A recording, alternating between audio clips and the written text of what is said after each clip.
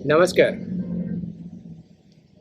आज से 3 दिन पहले मेरे पास मेरे एक फ्रेंड आए लखनऊ से, और उन्होंने एक बड़ा अच्छा सवाल किया जो मैं सवाल आपसे शेयर करना चाहता हूँ।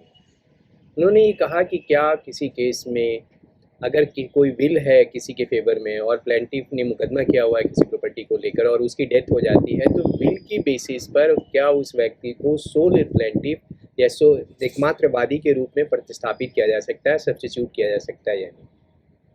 वैसे तो मैंने इसका जवाब दिया कि हाँ, किया जा सकता है। और अगर उसके दूसरे जो लीगल हेयर्स हैं, बेटा बेटी है, जिस व्यक्ति की डेथ हो गई है, वो अगर चाहते हैं तो प्लेंटिफ के रूप में होंगे और नहीं चाहते हैं तो डिफेंडेंट के रूप में होंगे। बट मेरे फ्रेंड इसको बहुत सेटिस्फाई नहीं हो सके इस जवाब को लेकर, तो फिर मैंने आगे इस पे रिसर्च किया और मैं आपको एक केस बताता हूँ।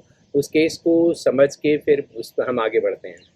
कृष्णा एक सूट फाइल करता है अपनी मदर के बिहाफ पे पावर ऑफ अटॉर्नी की बेसिस पर।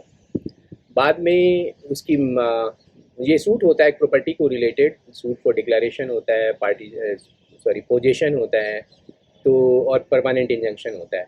फिर बाद में क्या होता है कि उसकी मदर की डेथ हो जाती है 2020 में।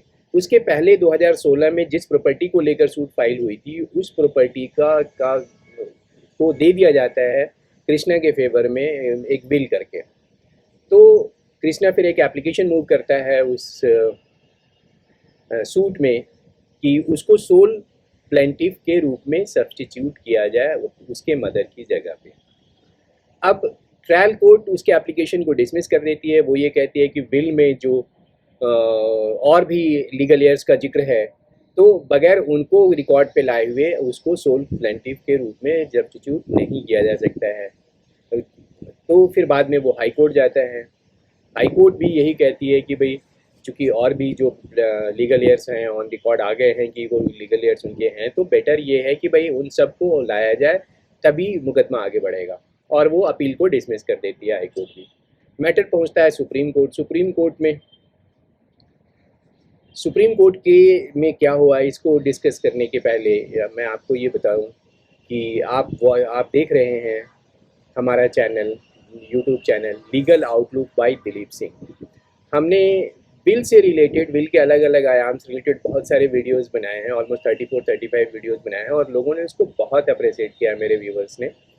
तो मैं ये चाहता हूँ कि ये एक नया आयाम है, इसको भी लेकर मैं आपसे डिस्कशन करूँ और सुप्रीम कोर्ट के एक केस का जिक्र करते हुए करूँ, ताकि आपको बेटर अंडरस्टैंडिंग हो सके मुद्दे की। तो इस केस में सुप्रीम कोर्ट का ये कहना था कि कृष्णा एक लीगल हेयर है और वो इंटाइटल है प्लेंटिफ के रूप में इम्प्लीड होने का, आइदर अगर वो टेस्टामेंट्री डॉक्यूमेंट है यानी विल है उसकी बेसिस पर, या अगर विल नहीं भी है तो बीइंग ए सन, वो उस सन होने की वजह से वो इंटाइटल है। अब दूसरे लोग आते हैं या नहीं आते हैं, इसको इस इशू को लेकर उसके एप्लीकेशन को डिसमिस नहीं किया जा सकता। ये गलत है और हाई कोर्ट ने और ट्रायल कोर्ट ने गलत किया है। हाँ, हाई कोर्ट को ट्रायल कोर्ट को ये था कि अगर उसको लगता है कि और जो भी लीगल एयर्स हैं उसकी इंक्वायरी करी जाए, तो वो ऑर्डर 22 रूल 5 में कंप्लीट प्रोविज़न है इसका, और उसको उसका इस्तेमाल करते हुए ट्रायल कोर्ट इन चीज़ों को, इस इशू को डिसाइड कर सकती थी। लेकिन उसका जो कृष्णा का एप्लीकेशन डिसमिस किया गया, ये गलत था। अब हम देखते हैं कि लीगल प्रोविज़न क्या कहते हैं। ऑर्डर 22 रूल 1 में बड़ा कैटेगरिकल है कि किसी भी प्लेंटिफ के डेथ होने से मुकदमा ख़त्म नहीं हो जाता अगर राइट टू सू, मुकदमा को करने का जो राइट होता है वो सरवाइव करता है। तो ये क्लियर है। इसके बाद 22 ऑर्डर 22 रूल 5 के बारे में जहाँ तक ये है, तो उसमें यह है कि अगर कोई भी इंक्वायरी कोर्ट करना चाहती है किसी के इस लीगल एयर्स के स्टेटस को लेकर, तो कोर्ट के पास पूरे प्रोविज़न में जो दिया गया है उसको फॉलो अप करके इवन की ट्रायल कर सकती है कोर्ट किसी के लीगल एयर्स के स्टेटस को डिसाइड करते हुए।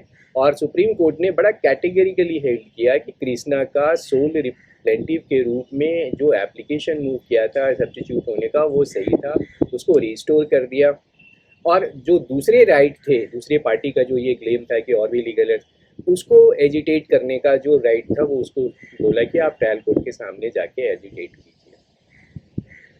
तो मैंने जो अपने फ्रेंड को जो कहा था, जो जवाब दिया था, वो ऑलमोस्ट इस जजमेंट में भी, और बड़ा रीसेंट जजमेंट है ये, सुप्रीम कोर्ट का 2022 के जुलाई का जजमेंट है। तो मुझे पढ़ने का मौका मिल गया, तो मैंने उसकी मदद से अपने फ्रेंड के इस सवाल का जवाब दिया। आपको कैसा लगा ये वीडियो इसके बारे में, और इससे रिलेटेड कोई भी मुद्दा है, क्योंकि अब जो वीडियोज़ मैं बना रहा हूँ उसमें ज़्यादातर मेरे से जो सवाल किए जाते हैं, मैं उनका जवाब ढूंढता हूँ, उस पर रिसर्च करता हूँ, सुप्रीम कोर्ट के जजमेंट ढूंढता हूँ, और फिर उसको कोशिश करता हूँ आप तक पहुँचाऊँ। आप अपने इन मुद्दे से जुड़े हुए सवाल और विल से, वसीयत से जुड़े हुए कोई भी सवाल है, आप उसको मुझसे ज़रूर शेयर कीजिए। वो मुझे एक नया रास्ता देते हैं चलने के लिए, नया रिसर्च करने का एक फील्ड देते हैं, और फिर आपके पास आके अपने विचार को शेयर करने का मौका देते हैं। धन्यवाद, नमस्कार।